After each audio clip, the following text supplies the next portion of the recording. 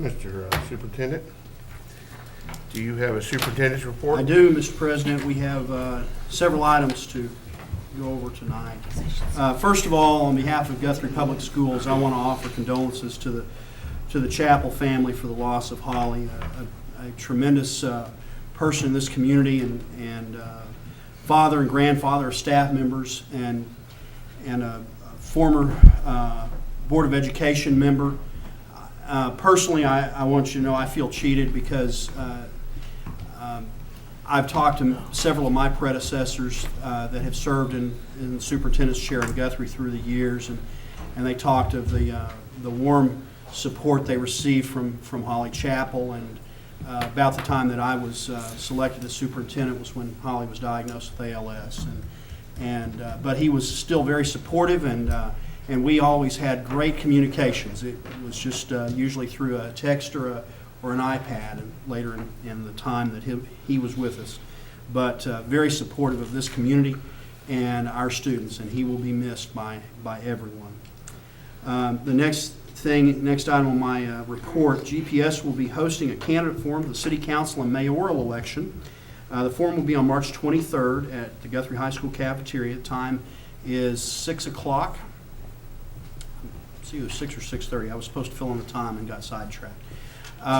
It is on the chamber calendar. It's kind of a long-standing tradition in elections that an education entity will assist in providing information to the community, and I wanted to step up on behalf of Guthrie Public Schools to accomplish that this year with the city elections. I want to thank Bank First and Laverne Dowding, as they have offered to sponsor a teacher to attend the National Creativity World Forum in Oklahoma City on March 31st. This conference will have approximately 1,500 attendees who come together to celebrate ideas across multiple disciplines. Attendees include entrepreneurs, educators, business leaders, students, community and cultural leaders, and technology experts. And we will be working with our curriculum directors to identify the lucky teacher that gets to attend. The Chamber Coffee was scheduled for March 4th, and as you know, we had a little episode where we were out of school on March 4th, so we're going to reschedule that for April 29th at Fogarty Elementary. We will also host a coffee the next week on May 6th at a site to be determined. All likelihood it will be at the junior high. And board members, as a board member, you are a member of the Chamber for Guthrie Public Schools, and you're invited to attend as well, any of those. Congratulations to Alex Nelson for finishing state runner-up at the state wrestling tournament at 132 pounds. Also, congratulations to our girls basketball team for advancing the area tournament, and they finished with a record of 14-11. As I alluded to earlier, we have exhausted our built-in snow days, which were at the end of the calendar. So now the last day of school will be Friday, May 22nd. And board members, remember, we are on hours. We use the first days that we have built in for snow days, and then we go to hours until those hours are exhausted. And hopefully we won't get there. Special thanks along those lines, a special thanks to the City of Guthrie and the County Commissioners for their work during the inclement weather on the roads. But I especially want to thank our maintenance, custodial, and transportation staff for what they do to make our students safe every day, but especially during this most recent bout with challenging weather. The weathermen, as we all know, didn't exactly get it right in a couple of different directions on a couple of different days. And Mr. Ogle and I got to see the Winter Wonderland along with our transportation staff in the evening hours after dark as we were getting buses out, and really appreciate all that they did. We got every student home safely, and then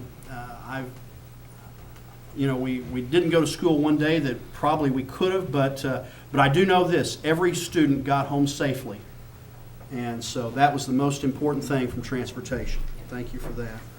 I plan to bring to you in April a revision to the school calendar for the 2015-16 school year with regard to spring break. We have been in discussions with Stillwater Public Schools and Meridian Technology Center to align our spring breaks with the majority of the schools statewide. This is a goal we're working on to accomplish in cooperation with the other entities. This is going to happen. I had the phone conversations this morning. It's easier for all of us if the spring breaks in the state of Oklahoma are aligned.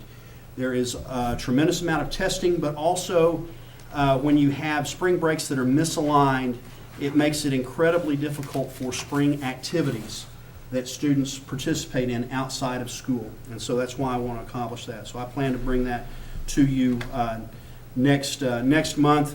Mr. Ogle will reconvene the calendar committee in some form or fashion to review that before it comes back to you.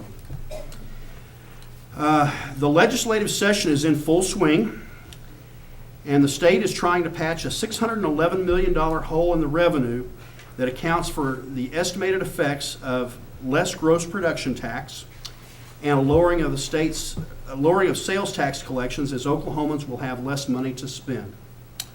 This figure also accounts for the lowered income tax because of the economic growth trigger in 2014 was met, and that stipulated the tax would be lowered. This in turn has school districts being told to brace for a potential cut to state aid for the 2015-16 school year that could be as high as 5%. Consequently, at this time, all bills that are aimed at a raise for teachers are considered dormant. On that note, I'll mention two of my takeaways from the National Superintendent Conference. All states believe we have too much testing. I got that out of the meetings. This is not all I got, but these were the highlights. Not all states are experiencing the teacher shortage we have in Oklahoma. Right now, they estimate 800 teaching jobs that are unfilled in this state. Fortunately, we are not in that position in Guthrie. But that speaks more, in my opinion, to the salaries than at any point in my career. And so we are at a crisis point with education, and hopefully we will develop a solution that will allow us to have a better education tomorrow than what we can even offer today. That's my report. Told you it would be a little longer tonight.